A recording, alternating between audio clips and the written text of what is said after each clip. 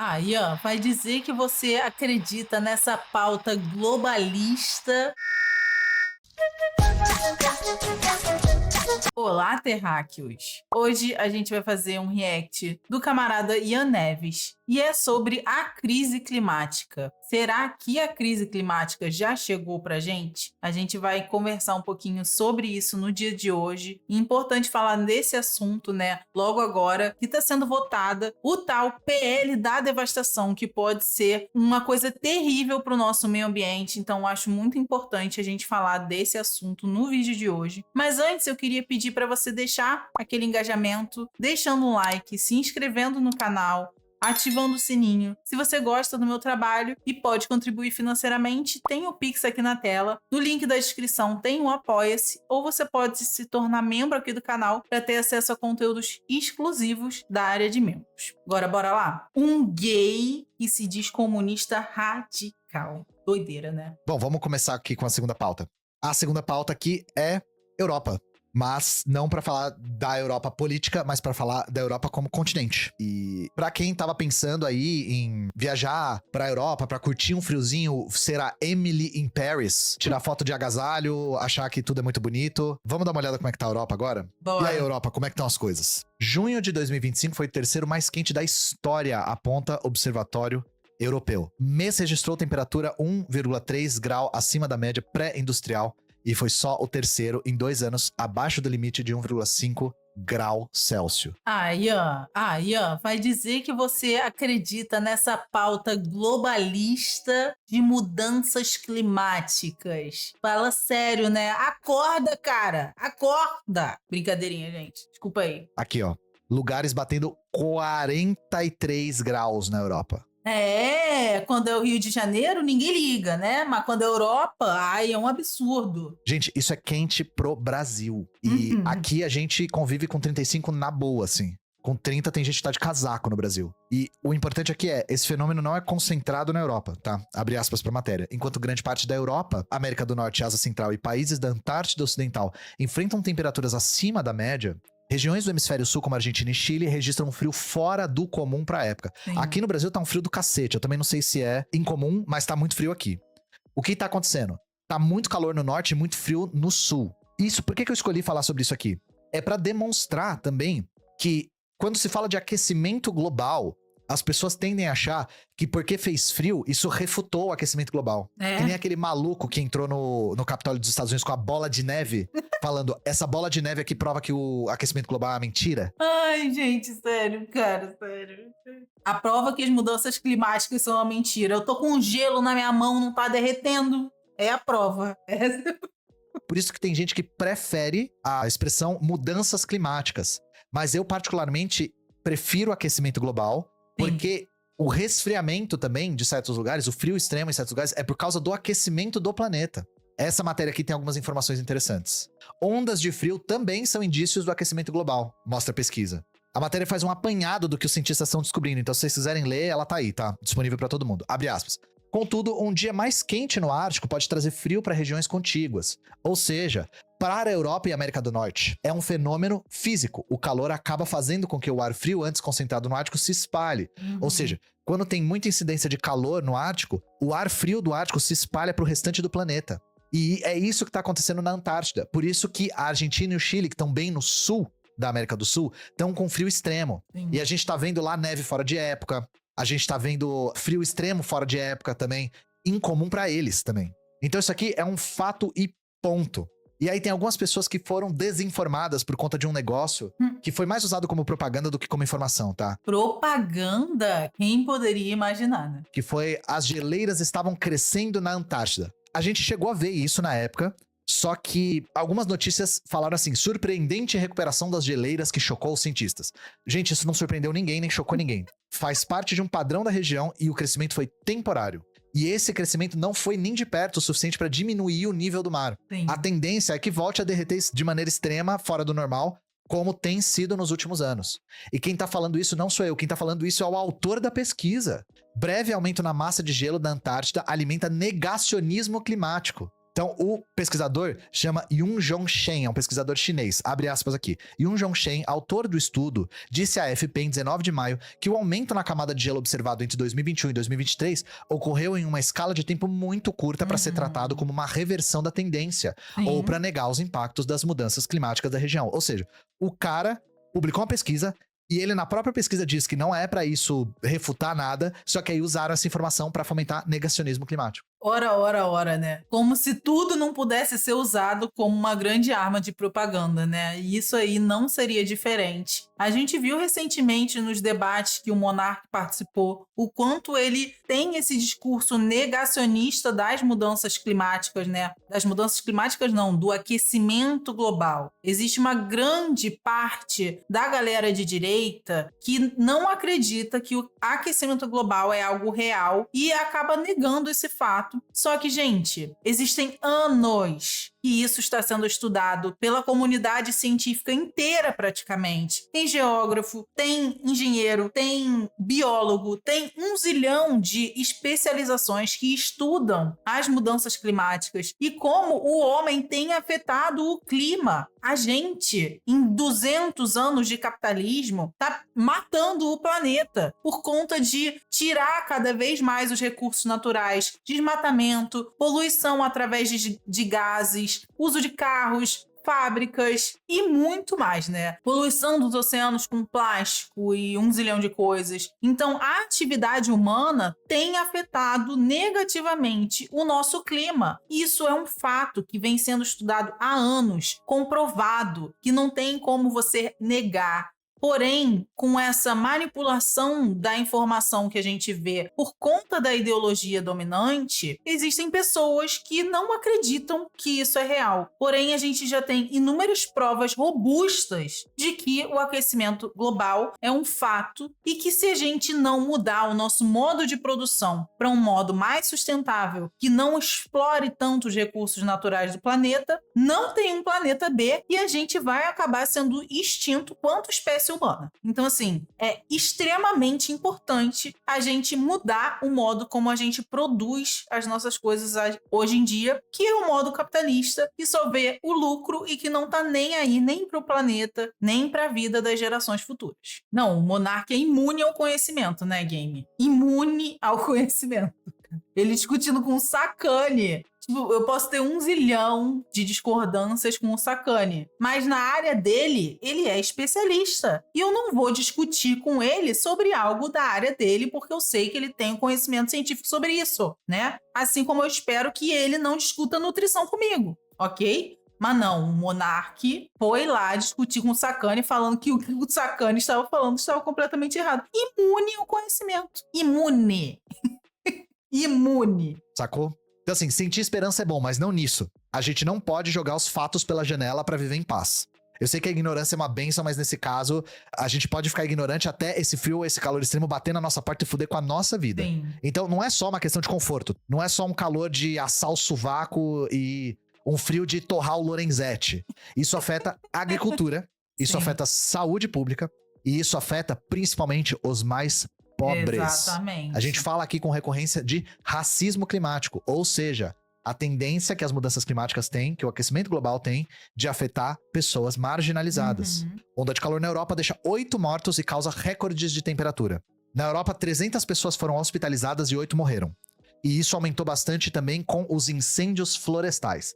A Europa está em chamas. Sim. E isso é na centralidade do capitalismo. Vocês imaginam, com 8 pessoas mortas na centralidade do capitalismo por causa de calor, imagina o que acontece na periferia. Sim. Com calor extremo ou frio extremo. Exatamente. Se lá no centro do capitalismo as pessoas estão morrendo, aqui na periferia, à torta e à direita isso acontece e ninguém faz nada, crime acontece, ninguém faz nada, feijoada, né? Eu não sei o que as pessoas pensam quando a gente fala sobre racismo ambiental e racismo climático. Não quer dizer que o clima escolhe e aponta para as pessoas pretas e fala só vocês vão sofrer. Isso não faz sentido, né, gente? O que acontece é que, historicamente, as pessoas pretas e pardas são as que estão à margem da sociedade. São as que sofrem muito mais com as desigualdades sociais. Então não tem recurso para lidar com essas mudanças climáticas. Já as pessoas ricas, que têm recurso à torta e à direito, vão poder ter um ar-condicionado, vão poder se esquentar no frio. Mas quem é pobre não tem um ar-condicionado. Quem é pobre não tem agasalho no frio, então vai acabar sofrendo muito mais com essas mudanças climáticas. A gente viu, por exemplo, o exemplo. A gente viu, por exemplo, o exemplo é foda, né? A gente viu, por exemplo, lá no sul, com as enchentes que tiveram no Rio Grande do Sul no ano passado. Quem foi que mais sofreu com as enchentes? Quem foi que ficou sem casa, sabe? Não foram as pessoas ricas. Então é disso que a gente fala de racismo ambiental. É que as mudanças climáticas elas vão atingir primeiro as pessoas pretas e pobres. E a gente tem dados do que aconteceu na Argentina, no Uruguai e no Chile por conta do frio. Se na Europa foram 8 mortos, por conta do frio foram 15. Onda de frio, recorde na Argentina, Chile e Uruguai. 15 mortos, isso só em 3 países. E, gente, não tinha que morrer ninguém de frio ou de calor. Exatamente. Por favor, né? Preciso falar isso. As pessoas em situação de rua morreram de frio. Por isso que a gente tá falando, isso afeta gente que é mais pobre. A gente tá perdendo vida no curto, médio e longo prazo. No curto é bastante visível, mas o a longo prazo é o que preocupa. E o capitalismo não consegue resolver esses problemas. Isso aqui que a gente tem que salientar. O capitalismo não pode resolver isso porque ele causa isso todos os dias. Com receio aqui de soar repetitivo, mas enfim, falando uma coisa que é muito necessária. Por que que onde existe capital, existe degradação da natureza? Porque o capitalismo tem metas de crescimento infinitas. Sim. Capital é valor que gera valor num ciclo que nunca acaba. Só que as matérias-primas são finitas. O capitalismo precisa produzir mercadoria e que as pessoas consumam essa mercadoria num ciclo que nunca tem fim. Sim. O consumo é uma dimensão indispensável do ciclo do capital. E isso gera uma quantidade sobrenatural de lixo, gente. Então o capitalismo vai continuar produzindo, mesmo que ele tenha que destruir, mesmo que ele tenha que devastar países inteiros para abrir espaço para que as pessoas consumam de novo o que elas já tinham. Eu e Nika estamos assistindo um anime que se chama Gachakuta, que fala exatamente isso, gente. É um anime super anticapitalista, inclusive indico para vocês assistirem, que é muito bom. E eles mostram literalmente essa divisão social em camadas. Então a galera lá de cima tem uma cidade super limpa, que eles têm nojo do lixo e todo o lixo deles é descartado aonde? Como se fosse descartado na favela. E aí a galera da favela vive em meio ao lixo, conseguindo pegar a referência com a realidade, mas piora. Porque, além de tudo mais, as pessoas que praticam algum crime, e assim, eu só vou deixar esse spoiler aqui, são jogadas num buraco cheio de lixo. Literalmente, num buraco cheio de lixo que as pessoas acham que quando as pessoas caem lá, elas morrem. E eu espero que isso seja o suficiente para vocês assistirem o anime, porque é muito bom. Mas exatamente mostra o quanto esse hiperconsumismo das elites acaba sempre prejudicando as classes mais baixas, que acabam tendo que conviver nessa sujeira, que acabam adquirindo doenças por conta dessa sujeira, que acabam, inclusive, né, tendo que fazer dessa sujeira uma forma de viver, de alguma forma. Então a gente vê catador, a gente vê gente vendendo lixo por aí porque não tem dinheiro para sobreviver. Então, indico muito ver esse anime, porque ele mostra exatamente essa questão do quanto os resíduos do nosso consumismo podem ser prejudiciais para o planeta. NPC, o ciclo sem fim que nos guia para devastação. O comunista de olhos vermelhos subir logo para o mundo capitalista e causar a revolução. É isso. Bom demais. Muito anticapitalista esse anime, muito bom. Então não adianta, não existe solução dentro do capitalismo que vai remediar isso. Não existe capitalismo sustentável. Poluição e destruição de ecossistema é consequência natural do capitalismo. Natural. Transitar para qualquer tipo de economia mais sustentável, abandonar a fonte mineral, deixar o petróleo de lado, não tá na ordem do dia dos capitalistas, porque isso sequer faz sentido para eles. Sim. E isso é importante a gente também desmoralizar, uma palavra péssima, não moralizar a análise, tá? Os capitalistas fazem isso porque eles são maus? Não, eles fazem isso porque eles não têm escolha. Para continuar sendo capitalistas, eles precisam fazer isso. Não existe capitalista que não faz isso. Por isso que não é uma questão de escolha. E é lógico que eu acho imoral. Eu, Ian Neves, acho imoral. Acho errado. Mas o que eu acho importa menos do que o que é. Porque se a questão fosse moral, é só a gente ter burgueses morais. E a questão não é essa. Não tem como um burguês não fazer isso, porque se ele deixar de fazer isso, ele deixa de ser burguês.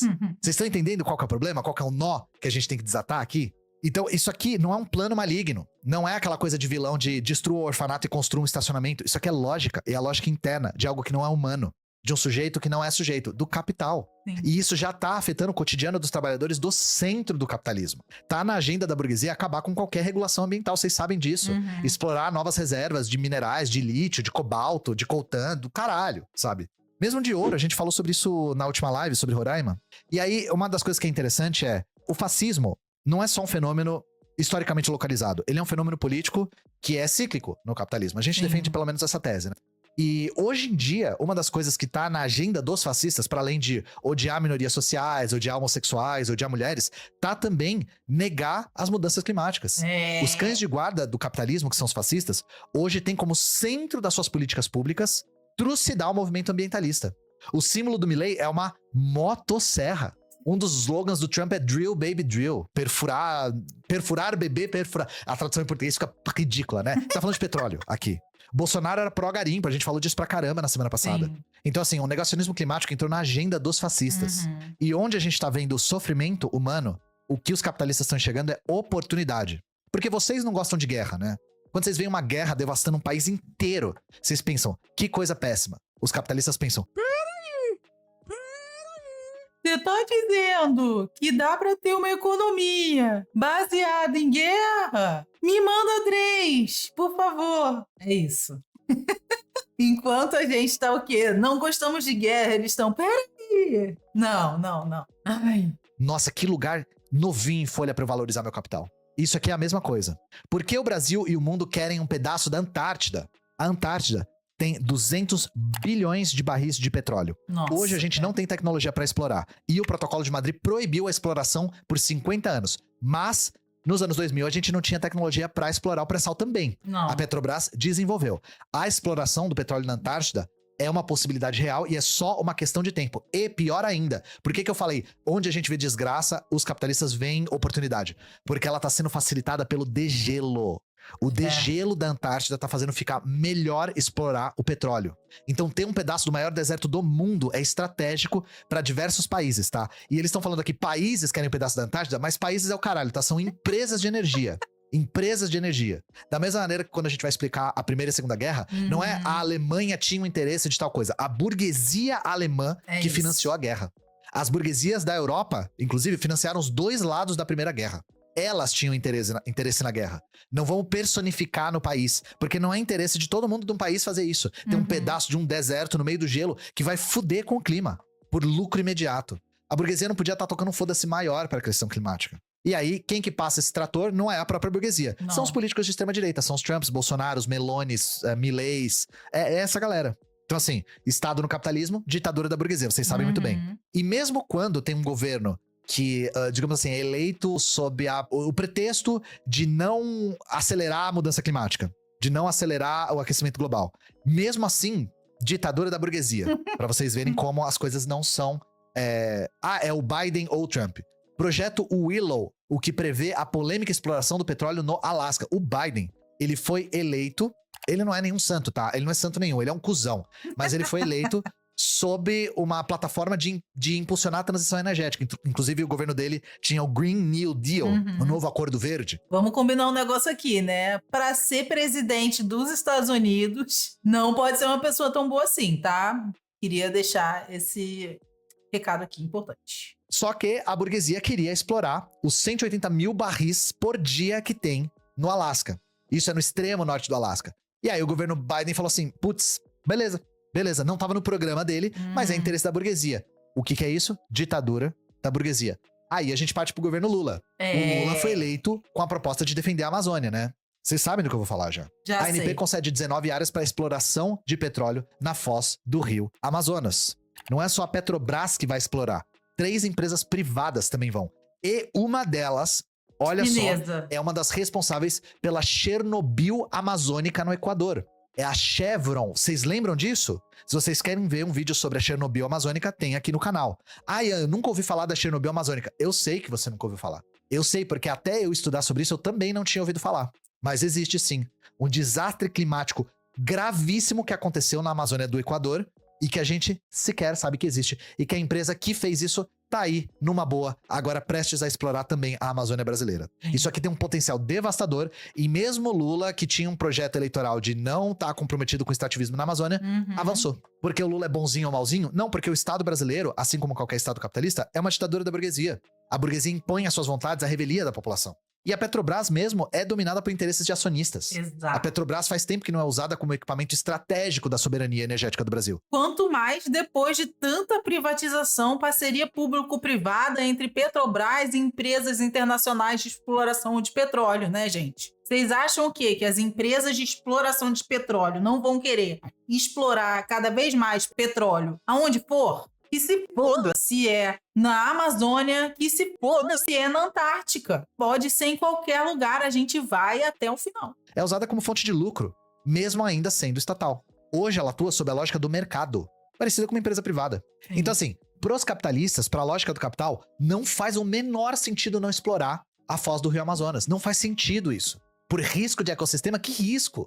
Os fascistas estão mais do que felizes em implantar isso, e os governos social-democratas, tipo ou progressistas, ou que seja, ou não fascistas, né? Porque a melhor maneira de definir o Biden é não fascista, são pressionados a implementar isso com redução de dano ilusória, de uma maneira mais lenta, mais polida, com verniz, com açúcar em cima. Não importa o que o governo Lula diga, isso aqui, explorar isso aqui no meio da crise climática, vai agravar a crise climática. Não importa que o governo Biden disse que não ia explorar o petróleo do Alasca. Vai explorar porque a burguesia disse que vai. Sim. Existe solução eleitoral pra isso? Não. Muito estrago já foi feito, gente. A gente precisa de uma mudança radical pra frear e reduzir e reverter algumas coisas. Exatamente. A gente tem que mudar a forma como a gente produz a vida. Isso implica numa lógica que supera esse sistema. Eu sei que é dureza falar dessa forma, mas é a verdade. A gente precisa do quê? Socialismo ou extinção da espécie humana, né? Que se Rosa Luxemburgo falava que era socialismo ou barbárie, a gente já está vivendo a barbárie e agora é socialismo ou extinção humana. Então eu tô ligada, né? Eu tô querendo que vocês se organizem pra gente mudar a roda da história um pouquinho, né? Exatamente. O mundo não aguenta mais 150 anos de capitalismo. Literalmente. Não existe solução eleitoral e eu tô demonstrando pra vocês que não existe. A gente já provou aqui que candidato com projeto de transição energética não tá bastando. A diferença é muito marginal. A gente tem casos, por exemplo, de candidatos que queriam assinar o Acordo de Paris e candidato que queria sair do Acordo de Paris. A regra do Acordo de Paris é assinar e não seguir. Exato. Beleza, os países assinaram, nenhum seguiu. E aí? De que importa esse acordo? Esse acordo de Madrid também para não explorar a Antártida? Tá bom, tem o acordo. Ninguém vai seguir. Vai acontecer o quê? Então assim, se os trabalhadores na centralidade do capitalismo estão sentindo os efeitos, imagina os trabalhadores do sul global. É isso que eu queria trazer pra vocês. Não dá pra gente falar hoje de luta de classes sem falar de aquecimento global e mudanças climáticas, Exato. gente. Impossível. Destruição da natureza é importantíssimo, tá na ordem do dia do debate marxista. Então eu sempre vou trazer isso aqui. Eu sempre vou trazer isso aqui. Tava na pauta sobre Roraima na semana passada, tá nessa pauta hoje. E vai continuar estando, por isso que eu fiz um vídeo sobre a Chernobyl amazônica. Acordo de Paris é pra jogar pra plateia. Com certeza. Com certeza. Mas não deixa o ódio te deprimir. Deixa o ódio te mobilizar. Deixa o ódio te organizar. Deixa o ódio servir como substrato pra você tomar uma atitude. Qual é essa atitude? Organização. Sempre foi a nossa única arma e sempre foi a nossa arma mais poderosa. Bom, eu vou saindo. Um beijo pra vocês. Fiquem bem. Bebam água. Não sejam liberais. E não sejam sionistas também. Isso é um recado geral e generalizado. Esse recado é essencial, né? Não ser sionista é um negócio importante, né, gente? E bom, assim como o Ian falou, essa pauta é uma pauta muito importante e essencial para quem, né, busca realmente, de fato, um mundo onde a gente possa viver em sustentabilidade, em harmonia com a natureza. E é uma pauta essencial para nós que somos marxistas-leninistas, né? Para que a gente realmente, como o Ian falou, organize o nosso ódio, não deixe que isso deixe a gente para baixo e sim promova a nossa motivação para a gente realmente lutar por esse mundo que a gente não explora a natureza dessa maneira. Então, vocês sempre vão me ver aqui no canal falando disso. Tem inúmeros vídeos aqui do canal onde eu falo isso. Tem eu falando mal pra caramba do agronegócio e o quanto o agronegócio faz mal pro meio ambiente brasileiro, né, principalmente. Inclusive, Bebel Abelhinha está convidada para o canal. Mas sim, eu quero muito fazer uma live com o Bebel, exatamente pra gente debater um pouquinho mais sobre isso, porque, né, não tem como a gente falar de futuras gerações sem falar em superação do modo de produção capitalista, que é quem está destruindo o planeta. Enfim, se você chegou até o final desse vídeo, já deixa aquele like, se inscreve no canal, ativa o sininho para não perder nenhum conteúdo novo, comenta aí algo que você achou importante desse vídeo. E se você gosta do meu trabalho e pode contribuir financeiramente, tem o Pix aqui na tela, no link da descrição tem o link do Apoia-se, ou você pode se tornar membro do canal para ter acesso a conteúdos exclusivos da área de membro. É isso, gente. Beijos e até a vitória.